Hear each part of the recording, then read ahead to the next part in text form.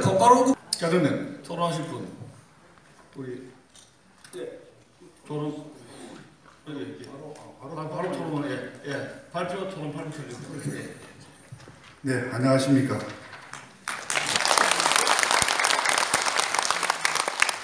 남방구 교수님이 연동형 비례대표의 문제점에 대해서 거의 전반을 다 짚어주셨기 때문에 제가 거기에 더 붙일 건 없고요. 저는 현실 정치에서 과연 이게 어떻게 될 것이냐 말씀드리겠습니다. 우선 제일 큰 거는 지난 70년 대한민국의 민주주의 헌정사에서 선거법 개정만큼은 여야가, 특히 그때 야당이랄 때는 제1야당을 말합니다. 여야가 합의해서 이루어진 게 지난 70년간 지켜온 하나의 참 신사도였고 불문율이었는데, 그거를 이번에 깨고 제1야당은 빼버리고 군소야당을 합쳐가지고 선거법을 개정하겠다고 그러죠. 이게 이제 첫째 가장 큰 문제고, 이게 왜 이렇게 하느냐. 그리고 설명 들으신 대로 민주당을 하죠. 민주당이나 자유한국당은 지역구 의원만 확보하고 비례대표는 못 얻습니다. 불리하거든요. 그리고 비례대표는 이 군소정당에게 다 나누어주게 되는데 왜 불리한 제도를 하려고 하느냐.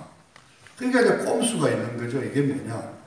선거를 해서 내년에 반드시 자기들이 과반을 차지한다는 보장은 어느 누구도 못하죠.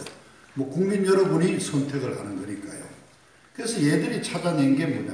이해찬이가 그랬지 않습니까? 앞으로 우리 대통령 선거 10번 이겨서 50년 집권하겠다고. 50년 집권을 할 수 있는 그 방법이 국회를 장악해야 되는데, 국회에서 하여튼 과반을 확보할 수 있는 방법을 찾아낸 게 이게죠. 그러니까 자기들은 손해를 좀 보지만은 2중대, 3중대를 만들어가지고, 이제 호남 측이 기반이지 않습니까? 민주당은 이런 계산이 아주 간단하게 하면 호남 지역구, 서울 수도권에 야당이 센 지역구를 다 먹으니까 우리는 이렇게 가도 지역구에서 지난 4년 전에 얻었던 110석 정도는 얻을 수 있다. 거기에다가 예를 들어서 우리는 좌파들은 연대가 잘 되지 않습니까?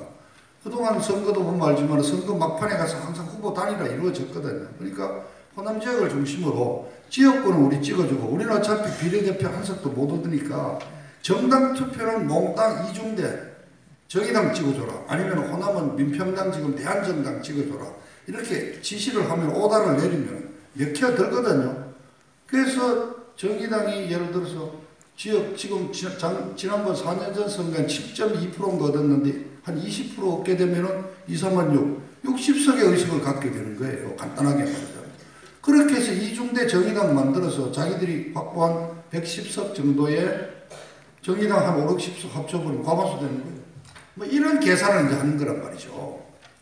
근데 반면에 우리 우파는 어떠냐. 자유한국당 그대로 있다 칩시다. 자유한국당이 한 80석 얻을 거예요, 아마. 이렇게 지난 4년 전 기준으로 한다면, 거기는 이제 우리 공화당은 참여도 안 했으니까. 한데, 한 7, 80석 얻는데, 이런 말하자면은 우파 연대가 안 되지 않습니까? 자유한국당이 정당 지지율을, 정당 투표를 어디 찍어주라 한다고 우리 우파가 그렇게 일사불란하게 정리가 됩니까? 안 되잖아요. 그러니까 우파는 한 100석 내외로 짜부라뜨리고 자기들이 170, 80석 정도 이른바 좌파 연대를 통한 다수당의 확보를 100% 하겠다 하는 이런 계산에서 이 연동형을 하자는 겁니다. 근데 이제 이걸 하게 되면은 이제 어떤 상황이 생기느냐. 우선 이제 소수 정당이 제일 유리한데, 아까 정당 투표를 통해서 이렇게 단합이 이루어지는 거죠. 가장 우려하는 게. 거대 정당과 군소 정당 2개 정도를 담합을 해서 지역구 투표와 정당 투표를 나눠주는 방법.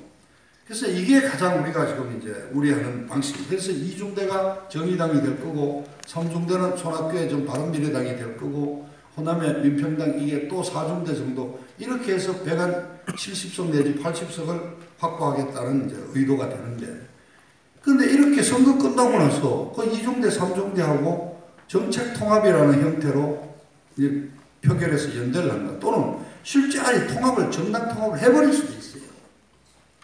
그렇게 되면 이제 우리 남광 교수가 걱정하듯이 이제 이 완전히 헌법 개정 포함해서 이제 이렇게 가는데, 이제 이렇게 되면은 정말 우스운 꼴이 나옵니다. 이게 뭐냐면은 지역구 후보는 하나도 안 내고 비례대표만 내는 정당이 나옵니다.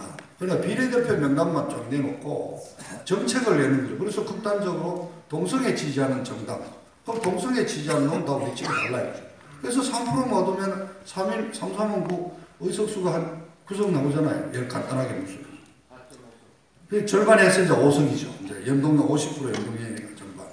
그러니까 이런 식으로 이제 비례대표는 이제 지역구 후보는 없이 비례대표 내는 정당이 나오게 되죠. 그럼 제일 쉽게 나오는 게 종교정당입니다.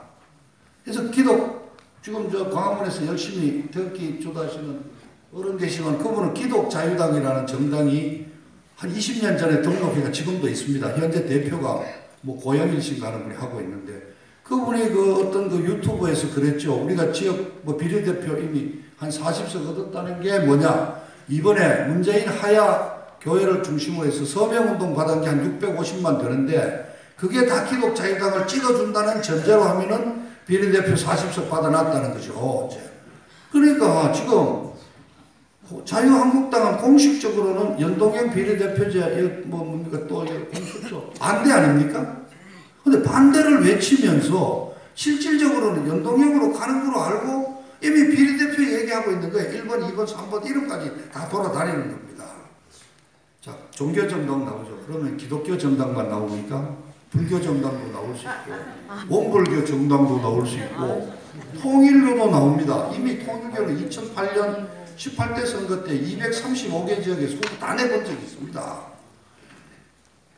이제 이렇게 이제 그런데 제일 내년에 유력한 정당이 있죠. 허경영당.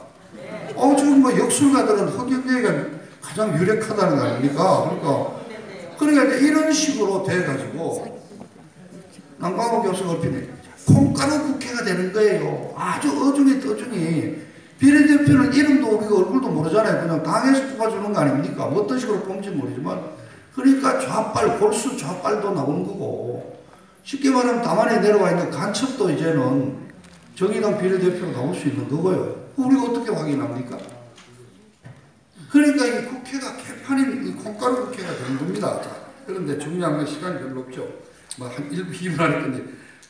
우리 우파도 난립니다. 자, 오늘 오후 2시에 태극기 집회 사이에 보던 손상대 그 동생 손상윤이 자유당 창당합니다.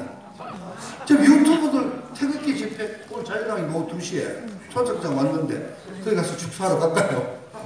아니 그러니까 이제 태극기 집회하는 광화문 일파만파도 창당하면 하는 거죠. 수원회관 쪽에서 하던 구국실천연합 흑석동에서 창당대회 이미 한 3주 전에 했습니다. 지금 새벽당이라고 있죠. 우파에 지금 말이죠. 정당이 한 10개 나옵니다. 그러니까 연동형 비례대표 반대한다고 집회를 하면서 실제는 3% 얻으면 그게 3, 3, 9에서 절반 5명이 나오니까 국회의원 빠져나겠다고 지금 손상대 이미 지금 아마 비례대표 1번이겠죠. 이걸 창당하는 겁니다. 그러니까 그 어떻게 이제 되겠습니까 우리한테. 그래서 이제 저는 이제 뭐 복잡한 전망이 12월 초에 연동형 비례대표제가 통과된다고 지금 기자들은 보고 있습니다. 제가 어제 오늘 오전에도 전화를 했는데 민주당 내에도 지역구가 사라지게 되는 통폐합되는 의원들이 반발이 있대요. 그러나 뭐 그게 장관 자리 주고 공기업 사장 자리 주는 거라고 뭐 비례대표 주는 거라고 이렇게 해서 타협을 봐가지고 어쨌든 통과를 시킨다고 합니다.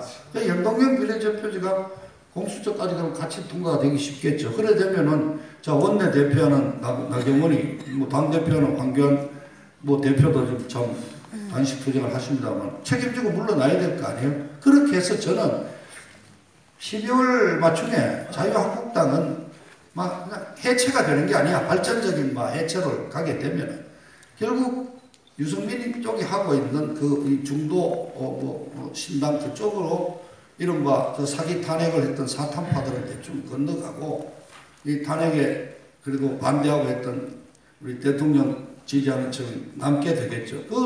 그때 이제 우리 공화당이 뭐 끌어모아서 새로 정당을 만드는 거죠. 그래서 저는 우리 공화당이 앞에 우리 조 대표가 계시다고가 아니라 12월 자유한국당이 해체되면서 우파 정당의 해체 모의가 시작되는 과정에서 공화당이 중심이 돼가지고 이제 우파 세력을 끌어모아야 되는 겁니다.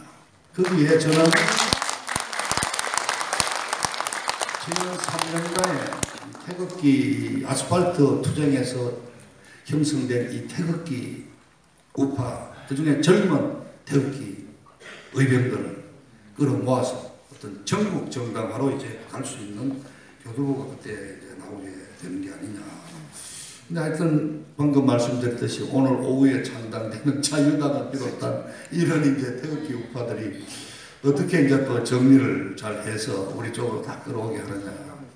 그래서 이제 막 결국 저는 12월 그 해산 쪽에서 우리 공화당이 108석을 갖고 있는 자유한국당보다도 오히려 더 보수 우파의 구심점이 될 수가 있고, 그게 지금 다들 우리 우파가 이렇게 분열되는데 사람이 없다고 그러는데, 그런 점에서 우리 박근혜 대통령 형 집행정지나 뭐 사면일 어떤 형태로든 자유스럽게 된다면 내년 선거 박근혜 선거의 여왕을 다시 내세우고 거기에서 우파 통합이 되면 되는 거 아닙니까? 그러면 얘들이 만들어놓은 거기에서 우리도 이중대 삼중대 잘 키워가지고 우리가 오히려 과반수 먹어버리면 되는 거죠. 저는 그 가능성도 이제 12월 달부터 1월 2달 사이에 한번 계산해볼 충분한 가능성이 있다. 그런 말씀을 드리겠습니다. 감사하고요. 참, 연동형 비례대표 선거법이 참 객관적으로는 무시무시한 법인데 우리 공화당 쪽에는 또 어떤 희망이 또 보이고 이렇게 말씀하시니까 저희들 곽 대표님 정말 잘 청춘한 것 같습니다. 시간을 잘 챙겨주시고 이 우리 공화당의 위기 속에서 어떤 희망